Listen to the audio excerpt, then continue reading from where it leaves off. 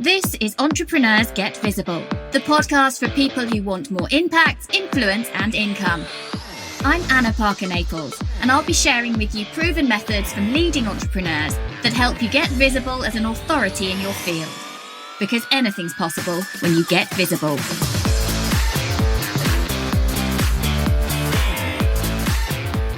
I want to talk through today some simple ways that you can improve the sound quality for your podcasts and video recordings that you're doing, even if these are Facebook Lives or perhaps you're putting a video together for a course. These are some simple ways that I've learned over the last 15 years of working in audio and 10 years as an audio expert with a home studio as to how you can improve sound quality. So the first thing you need to think about really is the room tone of where you are recording. Every single space that you record in with a microphone has what we know as an ambience. That ambience is effectively the silence within that space, and it differs from each room. Now, ordinarily, we're not really aware of it.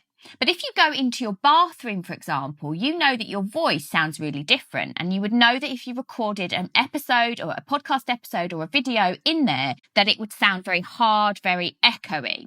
And that is because there are so many hard surfaces. There's the bath, there's the sink. The walls often are very hard. Maybe they've got tiling. I'm not going to go too technical into how sound waves work, but essentially the sound waves are bouncing off all those hard surfaces. And what you want to do is make sure that whatever environment you are recording in has minimal hard surfaces in it. And an easy way to do this is to find an area in your house that has more soft furnishing than anything else. So we're talking about thick curtains, we're talking about rugs or a carpeted area. We're talking about filling that space with pillows, with duvets, making sure that instead of it all being hard furniture, perhaps a plastic chairs, or if it's in your kitchen or whatever, that you have an area that's got soft materials on your sofa or whatever else is in that recording environment if you're recording from home.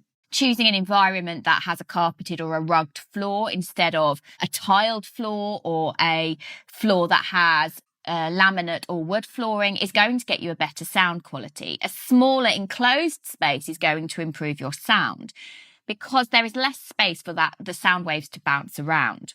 So what I would advise is that you go into different areas of your house or whatever it is you're recording from. Perhaps it's an office, but I think most of us right now would be recording from home.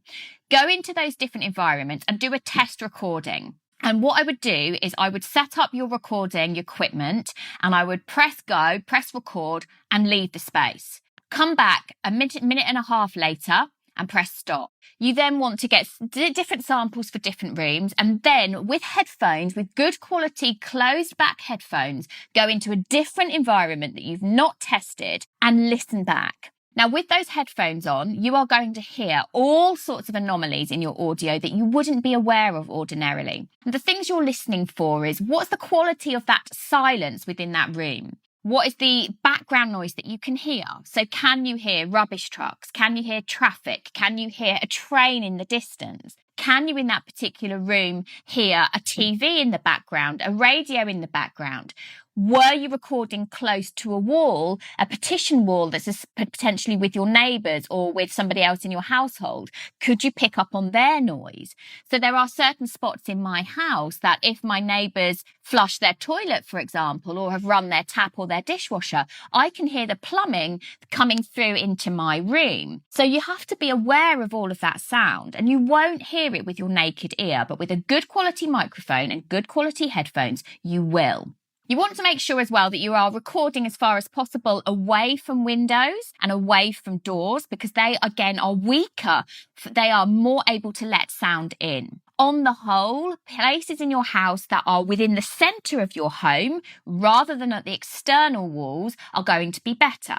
When you've chosen which room you're going to use, generally setting up in a corner area where you can kind of partition the amount of sound that goes into the big space is going to be better than recording in the centre of a room. You can use, if you can't find a smaller room to use, you could use acoustic panelling, you could get acoustic blankets, or you could get something that's called a sound isolation panelling, which is essentially on a stand and you can put it around the microphone to prevent the back of the microphone picking up sound that you don't want. You want to make sure that you are aware of computer noise. Now, very often, if you see that I'm recording a podcast episode, you will notice that I have my headphones on. The reason is I can pick up that background sound and all sorts of other anomalies in my voice and the background noise with headphones on far quicker than I would with the naked ear. So when you're recording on a computer or a laptop, if that laptop is doing lots of other functions, the fan noise will kick in, particularly if you're recording video as well as audio. You won't notice that fan noise to start with unless you have the headphones on. What you want to make sure is that every audio that you create is as clean as possible. There are many things we can remove in the editing phase, but it's more complex and it's never going to be as crystal clear as if you just hadn't had it there in the first place. So make sure that all of your applications are closed down on your computer, and if you're recording on your phone, that your notifications are off, that you're on airplay mode, because you can remove those pings sometimes. But why would you want to make it harder for yourself? So give yourself the best chance that you can. Close down all applications so that your computer is only having to focus on recording the content that you're doing. You don't have to have your emails open. You don't have to have LinkedIn and Facebook open. You don't have to have iMovie open. You just need your recording software and your microphone plugged in.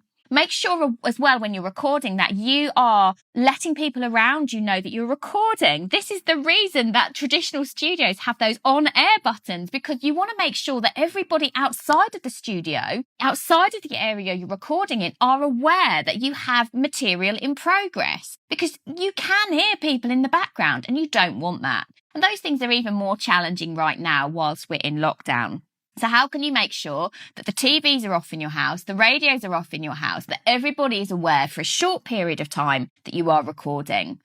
In our house, we always make sure that I announce before I go live, this is happening right now. You've got 10 minutes and you've got to be quiet until I give you the go ahead that it's okay to speak again. So to just give you a roundup then of the things I've covered, in order to create great quality audio for podcasts and for video, test different room tones and go and listen elsewhere. Get a minute or a minute and a half of that audio in different areas and listen to them back to back with great quality headphones on.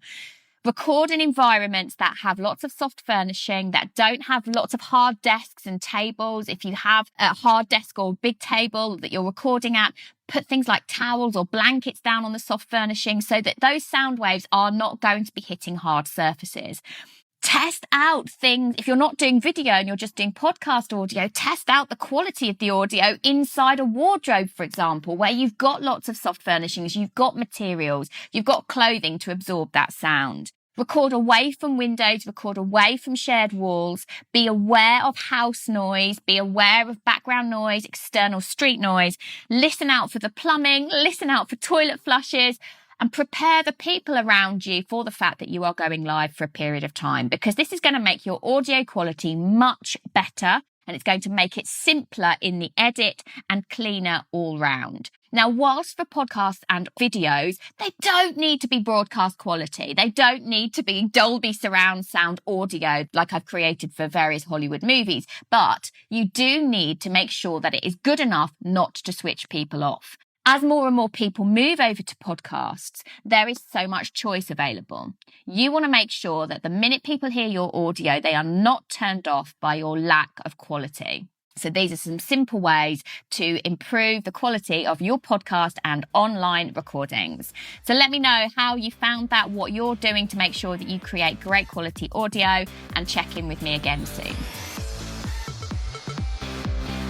Thank you for listening to Entrepreneurs Get Visible. To get your free checklist on how to raise your profile and to find out about our community, go to annaparkernaples.co.uk/get visible.